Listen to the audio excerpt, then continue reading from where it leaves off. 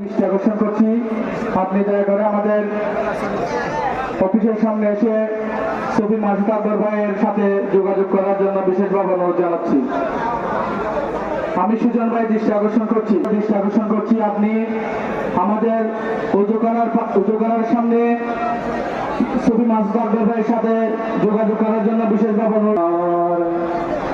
যত দেখি তত সাদ, যত দেখি তত সাদ, দেখিতে আবার। যারা বাবাজানের নূরানি চেহারা দেখার জন্য সারিবদ্ধ হয়েছেন, আপনারা সিঙ্গেল লাইন করুন। আপনারা আদব সহকারে সিঙ্গেল লাইন করে বাবাজানের নূর চেহারা দেখার জন্য একে অপরকে সুযোগ করে ভিড় করবেন না।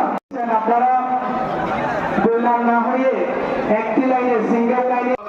চট্টগ্রাম রাহেবান্দার কবুলখিল দরবার শরীফের পীর সাহেব হুজুর আল্লামা সৈয়দ জাফর সাদেক সাহেব আপনাকে ওনাদের একটা সম্মেলন হতো, ইউনিভার্সাল সুফি ফেস্টিভ্যাল। তো সেখানে দেখেছি ডাক্তার বাবাজান বক্তব্য দিচ্ছেন। ওনার বক্তব্যের মধ্যে তখন বাবাজানের সাথে আমার জাগতিক কিংবা কোনো পরিচয় ছিল না। আমি শুনেছি মাইজবান্ডা দরবার শরীফ থেকে চিফ গেস্ট আসবেন আওলাদ রাসূল ডাক্তার বাবাজান, এতটুকু শুনে আমি অনুষ্ঠানে গিয়েছি। তখন দেখলাম ওনার বক্তব্যের মধ্যে যে তর্জন, যে গর্জন, যে আকর্ষণ, যে বিকর্ষণ, যে জজ্বায়ান, মনে হয়েছে যেন উনি যা বলতেছে তা যেন প্র্যাকটিক্যাল উম্মতে মুহাম্মাদীকে সরাবান তোহরার মতো পান করাই দিচ্ছে। অটোমেটিক ওনার বক্তব্যের মধ্যে হাল পয়দা হতো। ডাক্তার বাবাজানের বক্তব্য থেকে, কালাম থেকে, নসিবত থেকে কি পয়দা হতো? হাল পয়দা হতো। এটা আমার ব্যক্তিগত, আমি বলতেছি, আমি যেটা দেখেছি।